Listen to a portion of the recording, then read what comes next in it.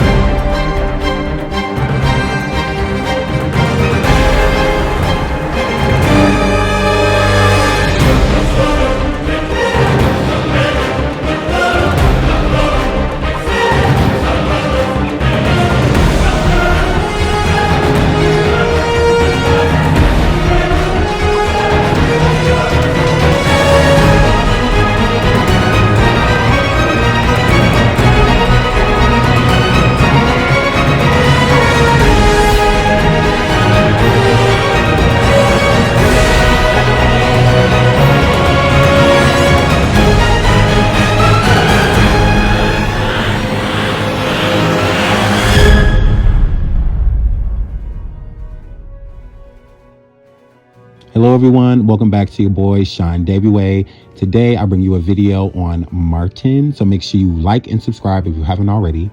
We will get into the TV show Martin that started August 27th, 1992, and from there on just made history. So we'll get into that. We'll get into the scandals, the things that were happening behind the scenes, why the show ended, the things that happened in between time to may have contributed to some things, what happened after, and more. So sit back, grab a snack, and without further ado, I won't hold you. Let's get right into it. Martin. Set in Detroit, Michigan, the series stars Martin Lawrence in the role of Martin Payne, a disc jockey with his girlfriend Gina Waters, Tisha Campbell. Martin works for a fictional radio station called WZ Up, and later for a local public access television station, Channel 51. A common theme of the series is Martin's selfish and free-spirited nature. Episodes often center on Martin's inappropriate behaviors and incessant smart mouth towards his friends, neighbors, and whoever else finds themselves in his presence. When all is said and done, however, Martin loves his family and friends. It just takes dire situations for him to show it. As the series progressed, Potline saw Martin eventually move on to become the host of the talk show Word on the Street, which aired on the small Detroit public access television station, Channel 51. He retained the position until the series' final episode, in which he and Gina prepared to move to Los Angeles, from where his show would be syndicated nationally. The move coincided with Gina's promotion by her boss, Mr. Whitaker, to head up his company's new Los Angeles headquarters after having shut down the Detroit office. Gina's best friend, Pam, whom Whitaker let go 2 episodes earlier due to this consolidation and downsizing, went on to pursue a music career in the industry as an artist, an A&R executive at Keep It Real Records. This plotline is the subject of a backdoor pilot episode that included in the Martin series, planned for a sitcom on Fox starring Tichina Arnold to be called Going for Mine. Episode 129, Going for Mine, the sitcom never materialized, however. At the series' end, Cole proposed to his even more dim-witted but attractive and devoted girlfriend, Shanice, portrayed by Mara McDade, and they planned to move into their own place. The only actor to appear in every episode as the same character is Thomas McCall Ford, known as Tommy.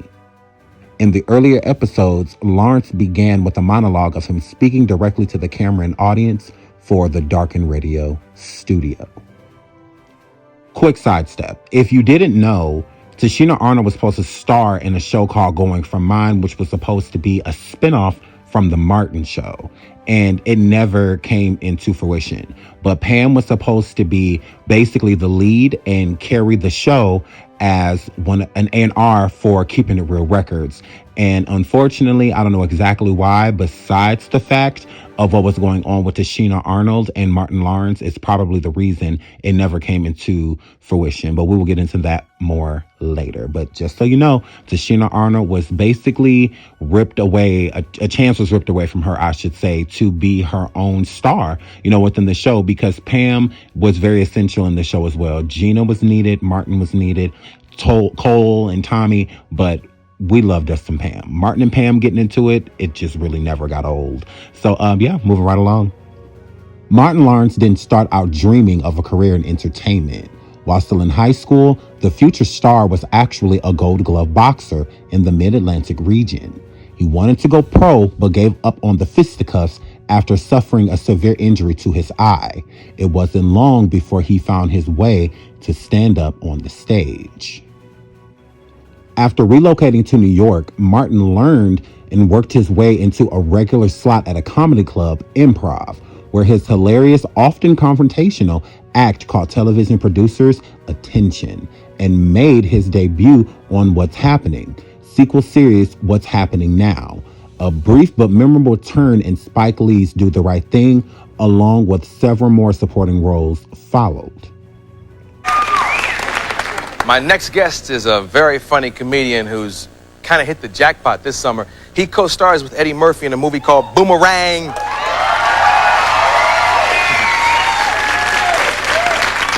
This scene kind of sums up his character and the significance socially.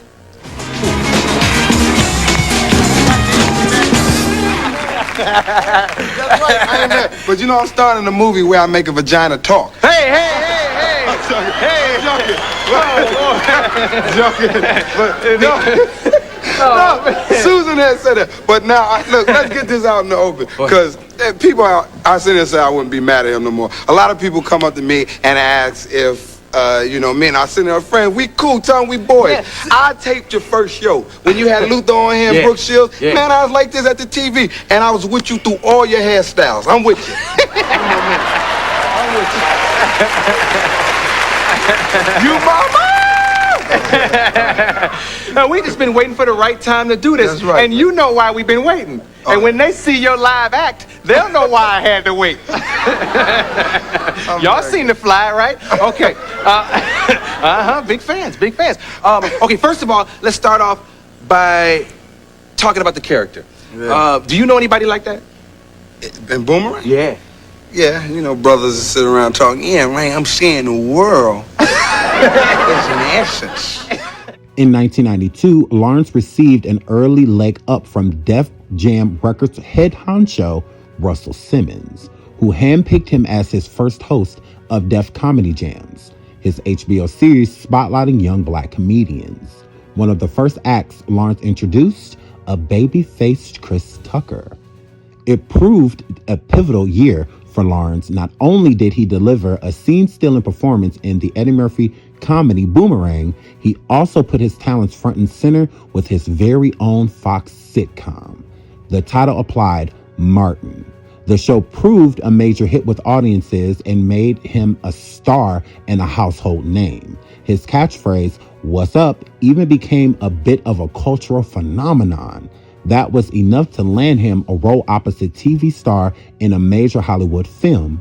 The co-star was Will Smith. The film was Bad Boys, and the rest, as they say, is history. Television called me, and writing in papers and stuff, saying I'm a clown and who is Martin and he's buffoonish. And I'm thinking, wait a minute, I'm just a guy on television that loves to make people laugh. Whether you black, white, Chinese, short, midget, I love to make everybody laugh. So I went home, I said, Mom, people lashing out, and usually I don't say nothing.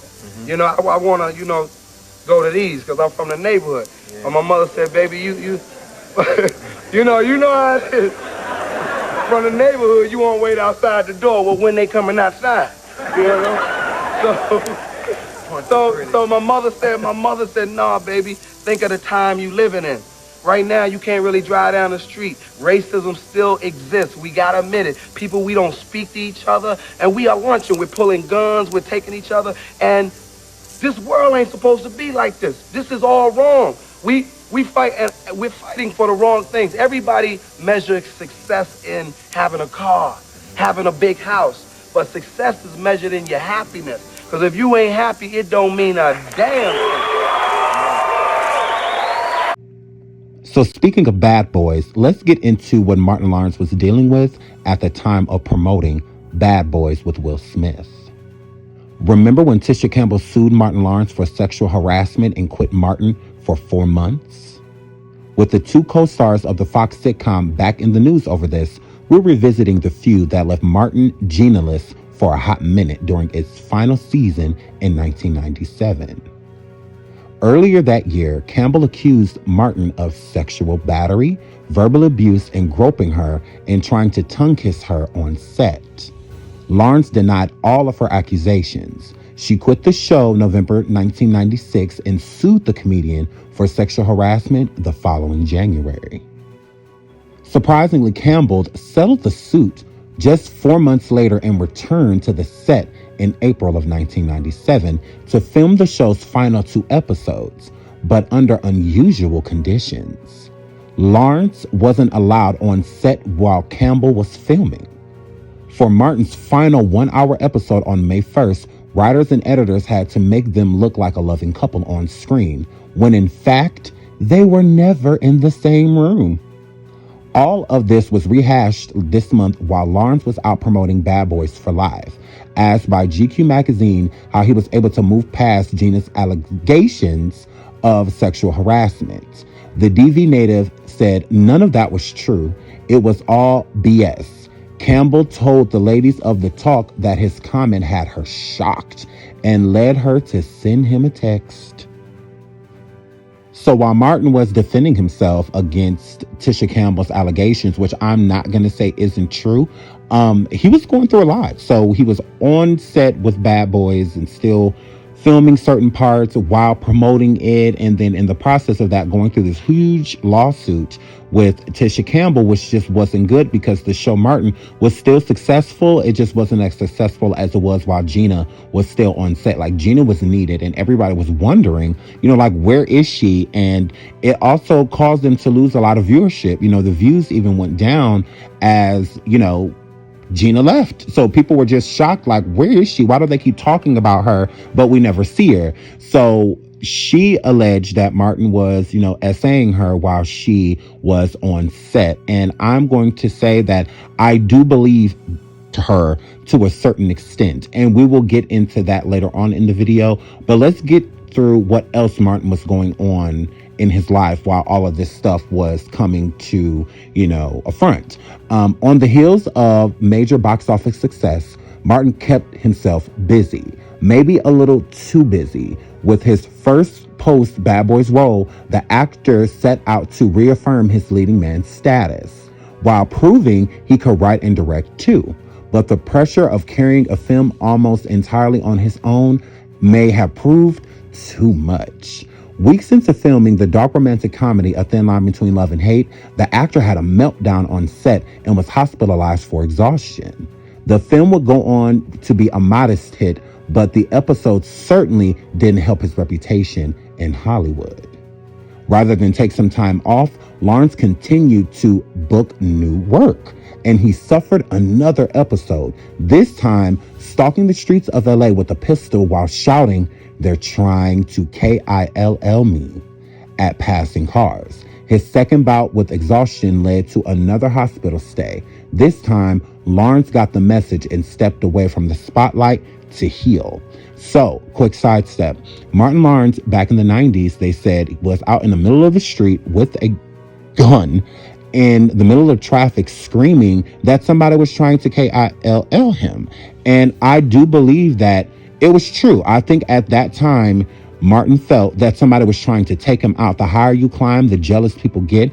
And, they want to take you, sacrifice you. if you will. And I think Martin caught along to some things that were happening in the background, and he was very afraid, and he didn't know who to trust within that moment in time, and doing drugs and whatnot, because Martin admitted that he was on drugs at, the time of these episodes that he would have, but he stood firm in that he still believes, even still to this day, that someone was trying to take him out. He would not have been in the street doing all that. I mean, this is a rich man in the middle of the street talking about somebody trying to kill me. That's nothing to, really joke about or play about. And even still to this day, he takes that very serious. He said that somebody was trying to take him out. So he had a lot going on. Writing and directing his own films while he's in the process of still working on Martin after just coming off of a movie, Bad Boys, which was huge. And then on top of that, you're being sued by somebody you known for years and whatnot, somebody you feel as if you've put on the map. So he had a lot going on, absolutely did. But let's keep going. While his professional fortune skyrocketed, Lawrence's private life grew turbulent. The comedian spent much of the 90s struggling with personal issues that threatened to derail his career. He began engaged to the Saved by the Bell actor Lark Voorhees in 1993, but by the relationship's end, it fell apart before the year ended. He rebounded by marrying former Miss Virginia Patricia Southall in 1995, and the pair had 2 children together before divorcing in 1997.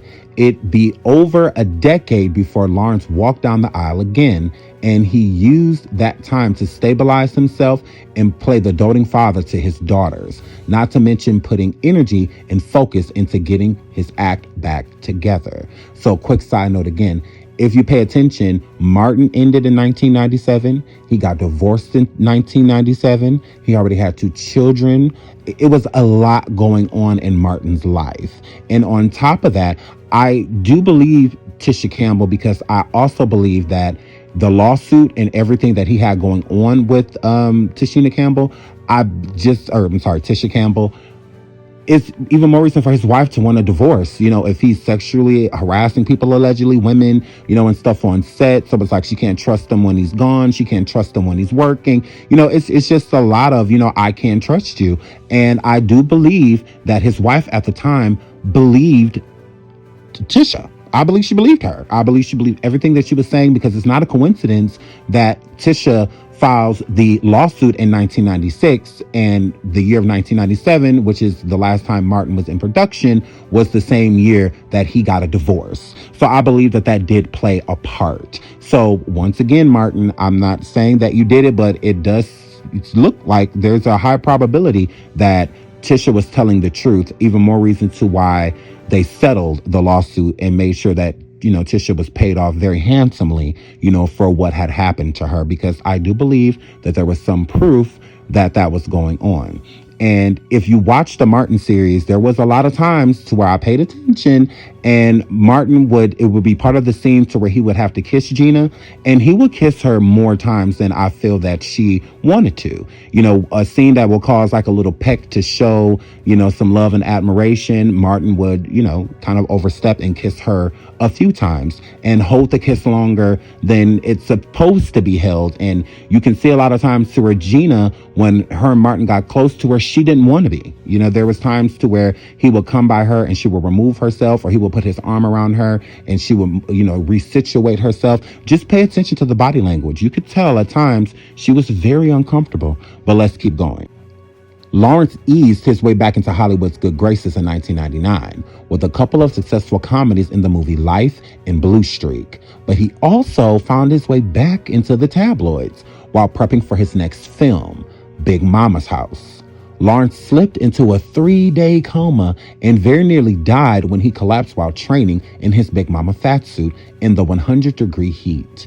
The production was delayed while he recovered, but the time off didn't hurt. When the film finally arrived in theaters in 2000, it proved a box office smash, raking in close to $200 million worldwide. Just like that, Martin Lawrence was back on top.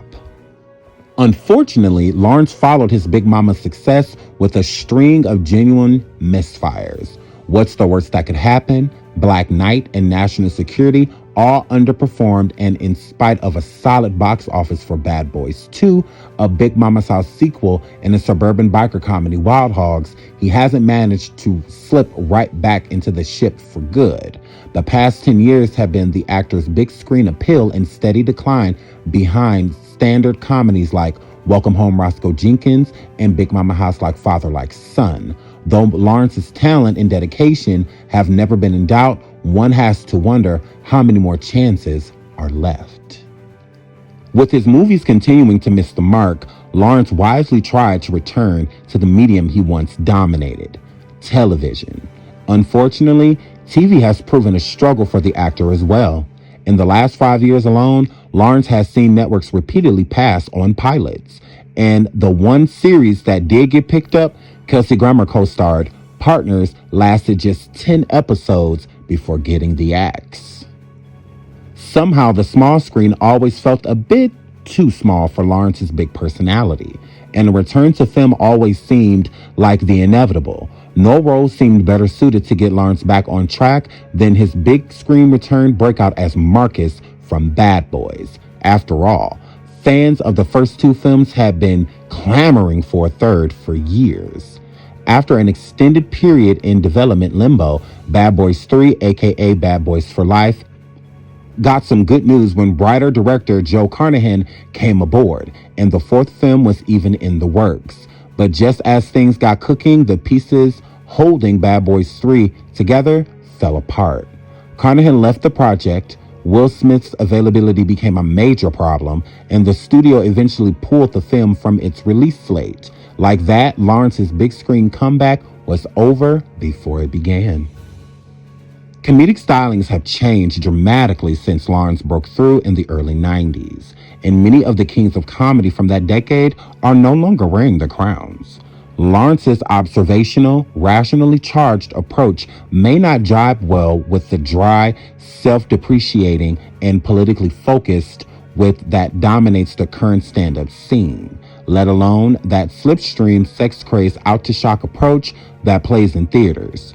One has to wonder whether Lawrence's inability to change with the times is ultimately why Hollywood is no longer knocking on his door.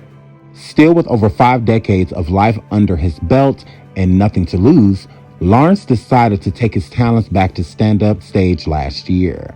Martin Lawrence's Doing Time premiered on Showtime in September 2016, marking his first stand-up film in almost 15 years. Sadly, the Showtime special didn't put Martin back in the spotlight. Doing Time arrived with a little fanfare and was met with critical indifference, and overall suggested he may have lost at a step. But as with any other creative venture, there's also the possibility that he just needed to get warmed up again. While Martin Lawrence doesn't seem to have any projects in the works at the moment, his brand of comedy can still be funny. It might even be a welcomed voice in today's political climate, giving a few modern upgrades, of course. We're really hoping Lawrence makes that happen as soon as possible, though at this point it would seem wise for the funny man to start with baby steps back into the mainstream. Why not a supporting role as Bad Boy Marcus in Bad Boys television spinoff we've been hearing so much about? That would certainly get people watching again, and it might even bring Bad Boys 3 to life. Here's to hoping. As we all know, Bad Boys 3, Bad Boys for Life did come into fruition, and the movie did very well. So shout out to Martin Lawrence for that, and shout out to Will Smith for that as well. But while Martin had things going on, so did Tisha Campbell. Did you know that allegedly Tisha Campbell was interviewed in 2007 by a staffer that worked for TMZ, and she allegedly around this time, her and Duane Martin were also having a lot of trouble within their marriage, and Tisha decides to say that, Duane Martin is gay. She allegedly told the truth during this interview. Now, I'm not making anything up. I will put up on the screen to show you this interview within itself, although Duane Martin said that this was a complete fabrication, but I don't know how this is fabricated when these questions were asked to Tisha and she answered them herself. So these are quotes from Tisha, and allegedly Tisha knew that she was with a gay man. Now, let's get into this article. So Duane Martin comes out, ends 11-year marriage with Tisha Campbell. Duane Martin and Tisha Campbell thought their love was a match made in heaven. By Hollywood standards, it was. Married August 17, 1996, the couple transcended the norm for celebrity marriages, most lasting on an average about 3 years, but not theirs. Their nuptials are coming to an end.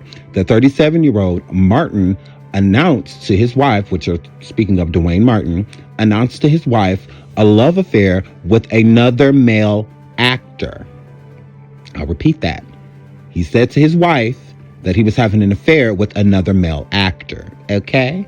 This news devastated Tisha, 38 at the time.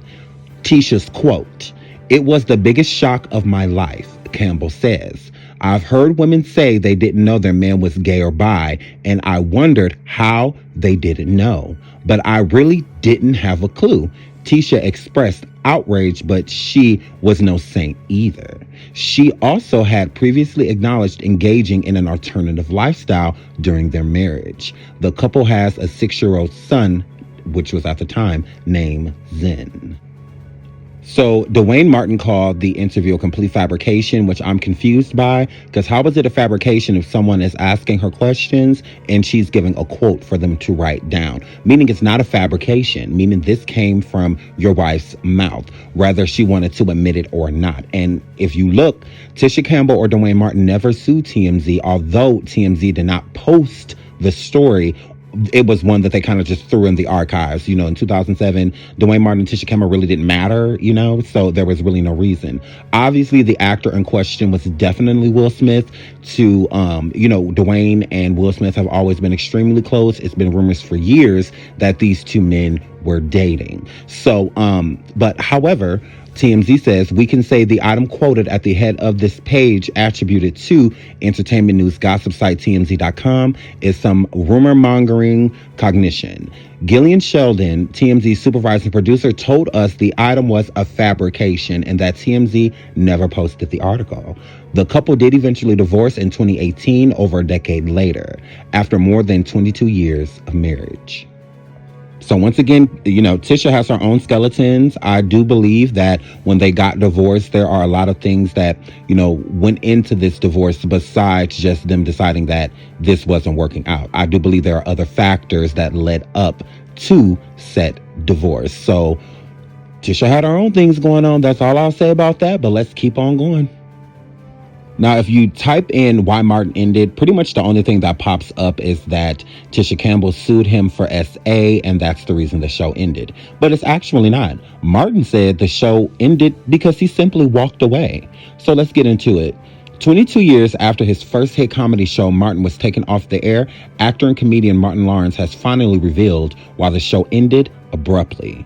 In a recent interview with GQ magazine, the 54-year-old actor opened up about why his 90s hit comedy show Martin came to a sudden end in 1997, stating that it happened as a result of a SA lawsuit lodged against him by his then co-star, Tisha Campbell, who played the role of his girlfriend on the sitcom, which had aired from 1992 to 1997. In her lawsuit against the actor back in 1997, BET reports that Tisha Campbell claimed that she experienced obsessive physical and emotional abuse from Lawrence, including repeated and escalating sexual harassment, battery, and violent threats. Martin denied the allegation. Although hesitant in his tone at first, the Bad Boy star responded bluntly to the interviewer, Zach Barron, when he brought up the question. "You did the show for 5 seasons, right? How did it come to an end?" Barron asked. Martin's quote, "Well, how can I say this? It was just time to end," Lawrence replied. "Let's just put it that way. It was just at the time there were some things that were being said that," and then Barron interrupts and says, "You're talking about Tisha Campbell's lawsuit?" Barron said. Martin says, yeah. Lawrence said before confirming he's been spending more time with the actress. "Yeah, because none of that was true. It was all BS, and just whoever side it was just all BS. We don't need to talk about something that just didn't happen," he continued. "So I decided to walk away from the show. I just decided to end it. People said that I got canceled, but that wasn't the case. I decided to leave the show," he added.